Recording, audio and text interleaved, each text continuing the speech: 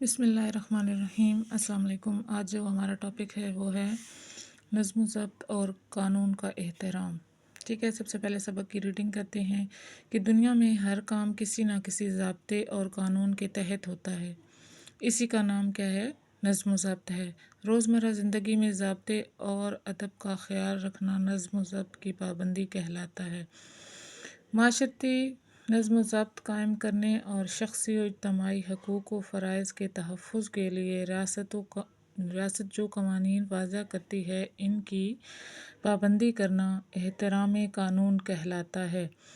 قانون معاشرے میں نظم و ضبط قائم رکھنے کے لیے بنایا جاتا ہے تاکہ ہر شخص مقرر حدود کے اندر رہ کر اپنے وسائل سے فائدہ اٹھائے اور ملکی ترقی کے لیے کام کرے۔ اللہ تعالیٰ نے دنیا میں مختلف پیغمبر اور نبی بھیجے تاکہ انسانوں کی زندگی گزارنے کا بہترین نظام دیا جائے اور انہیں قاعدے اور قوانین یا قانون کے مطابق زندگی بسر کرنے کا عادی بنایا جائے۔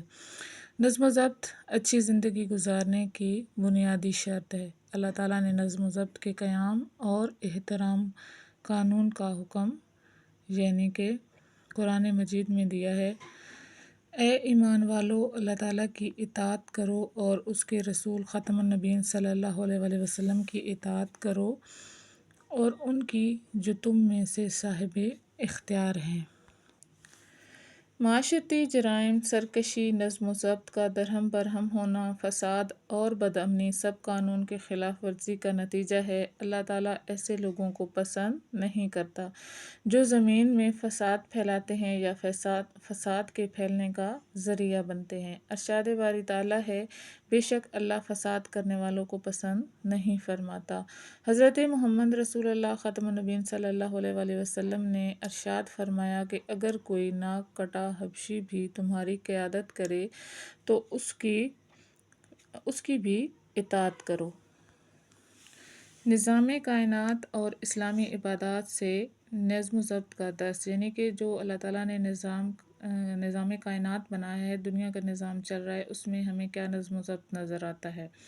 ہم اپنے ارد گرد نظر دوڑائیں، یعنی کہ گرد و پیش میں نظر دوڑائیں تو معلوم ہوگا کہ کائنات کا ذرہ ذرہ ایک خاص قاعدے اور قانون کا پابند ہے۔ سورج، چاند، ستارے سب ایک قانون میں بندھے ہوئے ہیں۔ زمین ایک خاص رفتار سے گھوم رہی ہے۔ رات دن ایک خاص اصول کے ساتھ باری باری ظہور پذیر ہو رہے ہیں۔ نباتات، جمادات اور حیوانات سب ایک قانون کے تابع ہیں۔ خود انسانی جسم کے اعضاء بھی اس ضابطے کے پابند ہیں۔ اس پابندی میں کہیں خرابی پیدا ہو جائے تو انسانی جسم مختلف امراض کا شکار ہو جاتا ہے یا کام کرنا چھوڑ دیتا ہے۔ اسلام کے تمام احکام میں نظم و ضبط کی روح کار فرما ہے۔ نماز نظم و ضبط کی دلکش تصویر ہے۔ باجماعت نماز ادا کرنے سے اطاعت کا جذبہ پیدا ہوتا ہے۔ روزہ نظم و ضبط کا سبق دیتا ہے۔ اللہ تعالیٰ کے حکم کے مطابق مسلمان صبح سے شام تک حلال چیزوں کی موجودگی میں سخت بھوک پیاس برداشت کرتا ہے۔ وہ خواہشات اور جذبات کو پش ڈال دیتا ہے۔ روزہ ضبط نفس اور اخلاق کی پاکیزگی میں بھی کردار ادا کرتا ہے۔ حج بھی نظم و ضبط کا بہترین عملی نمونہ ہے۔ تمام حجاج ایک ہی طرز کا لباس پہنتے ہیں، خانہ کعبہ کا طواف کرتے ہیں، ایک ہی امام کے پیچھے نماز ادا کرتے ہیں اور مناسک حج ادا کرتے ہیں۔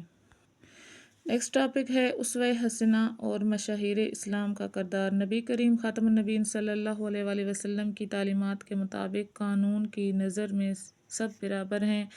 ایک مرتبہ بنو مخزوم کی ایک عورت نے چوری کی۔ وہ عورت اپنے قبیلے میں نمایاں مقام رکھتی تھی، لہٰذا انہوں نے نبی مکرم خاتم النبیین صلی اللہ علیہ وآلہ وسلم کی خدمت میں اس کی سفارش کرنا چاہی۔ اس کے لیے آپ خاتم النبیین صلی اللہ علیہ وآلہ وسلم کے ایک محبوب صحابی حضرت اسامہ بن زید رضی اللہ کا انتخاب کیا گیا۔ حضرت اسامہ رضی اللہ نے اس بارے میں حضور خاتم النبیین صلی اللہ علیہ وآلہ وسلم سے بات کی تو آپ نے ناگواری کا اظہار کیا اور فرمایا کیا تم اللہ تعالیٰ کی حدود میں سے ایک حد کے بارے میں سفارش کر رہے ہو؟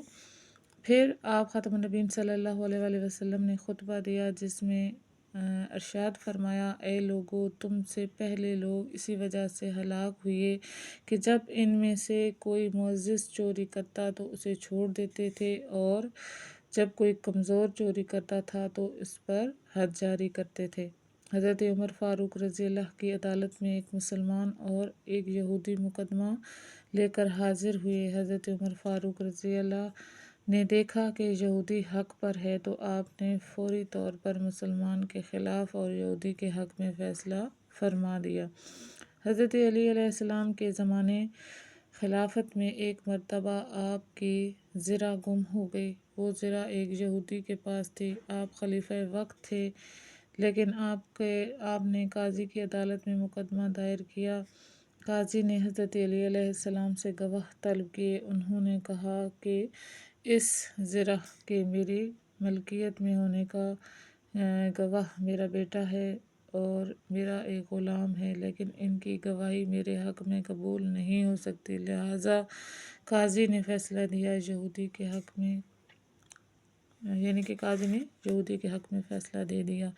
یہودی اس سارے واقعے سے اتنا متاثر ہوا کہ اس نے اسلام قبول کر لیا اور اپنی غلطی کا اعتراف کر لیا۔ فوائد اور ثمرات کہ نظم و ضبط اور قانون کے احترام کے فوائد کیا ہیں اور اس کے ثمرات کیا ہیں۔ اسلام نے صرف احکام قوانین دینے پر ہی اکتفا نہیں کیا بلکہ اپنی ہر تعلیم میں اس بات کا لحاظ رکھا کہ اس کے ذریعے سے لوگوں میں نظم و ضبط اور سلیقہ پیدا ہو۔ جو کام بد نظمی سے کیا جائے اس سے صرف ظاہری بدنمائی ہی پیدا نہیں ہوتی بلکہ بسا اوقات اس کام کی خاطر خواہ نتائج بھی حاصل نہیں ہو سکتے۔ معاشرے کی ترقی اور فلاح و بہبود کے لیے قانون کا احترام اور نظم و ضبط کی پابندی کرنا بے حد ضروری ہے۔ اس کے بغیر معاشرہ انتشار کا شکار ہو جاتا ہے۔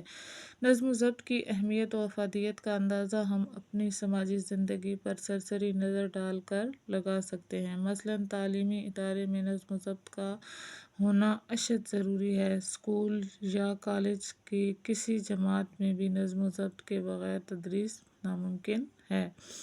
عام مشاہدہ ہے کہ ٹریفک جام ہونے کی سب سے بڑی وجہ بد نظمی ہوتی ہے۔ جرائم تبھی جڑ پکڑتے ہیں جب قانون شکنی عام ہو جاتی ہے۔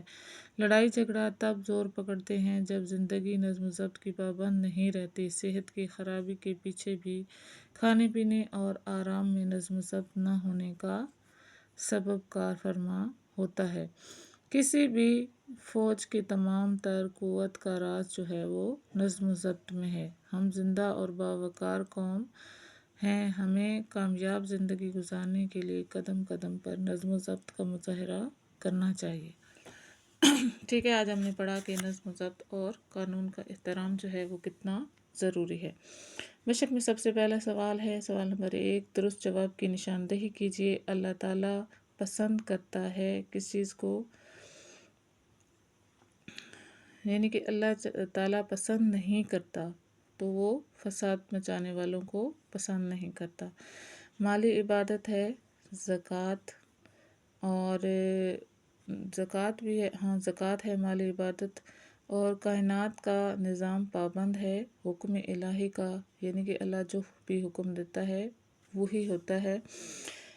ٹریفک جام ہونے کی سب سے بڑی وجہ جو ہے وہ ہے بد نظمی، اور چوری کرنے والی عورت کا تعلق جو تھا وہ بنو مخزوم قبیلے سے تھا۔ سوال نمبر 2 ہے، مختصر جواب دیجیے۔ تو پہلا سوال ہے کہ نظم و ضبط سے کیا مراد ہے؟ اس کا آنسر یہاں سے لکھیں گے کہ دنیا میں ہر کام کسی نہ کسی ضابطے اور قانون کے تحت ہوتا ہے، اسی کا نام نظم و ضبط ہے۔ روزمرہ زندگی میں ضابطے اور ادب کا خیال رکھنا نظم و ضبط کی پابندی کہلاتا ہے۔ سوال نمبر 2 ہے، احترام قانون سے کیا مراد ہے؟ اس کا جواب یہاں سے ہوگا کہ معاشرتی نظم و ضبط قائم کرنے اور شخصی و اجتماعی حقوق و فرائض کے تحفظ کے لیے ریاست جو قوانین وضع کرتی ہے ان کے پابندی کرنا جو ہے وہ احترام قانون کہلاتا ہے۔ سوال نمبر 3 ہے کہ حج نظم و ضبط کا درس کیسے دیتا ہے؟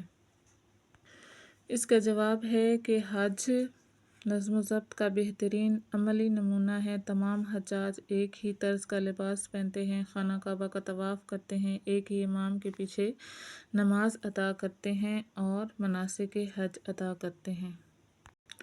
سوال نمبر 4 ہے کہ نظم و ضبط اور احترام قانون کے بارے میں ایک حدیث نبوی لکھیں۔ اس کا آنسر یہاں سے ہوگا کہ حضرت محمد رسول اللہ خاتم النبیین صلی اللہ علیہ وآلہ وسلم نے ارشاد فرمایا کہ اگر کوئی ناک کٹا حبشی بھی تمہاری قیادت کرے تو اس کی بھی اطاعت کرو۔ سوال نمبر 5 ہے کہ نظم و ضبط اختیار کرنے کے 2 فائدے لکھیں۔ اس کا آنسر یہاں سے لکھیں گے۔ عام مشاہدہ ہے کہ ٹریفک جام ہونے کی سب سے بڑی وجہ جو ہے وہ بد نظمی ہوتی ہے۔ جرائم تبھی جڑ پکڑتے ہیں جب قانون شکنی عام ہو جاتی ہے۔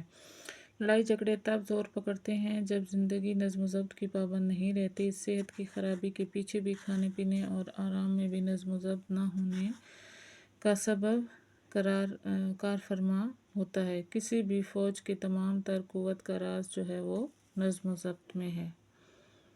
سوال نمبر 3 ہے کہ تفصیلی جواب دیں۔ سب سے پہلے ہے کہ نظم و ضبط اور احترام قانون کی اہمیت بیان کریں، اور دوسرا جو ہے وہ ہے احترام قانون کے بارے میں اسوہ حسنہ سے مثالیں بیان کریں۔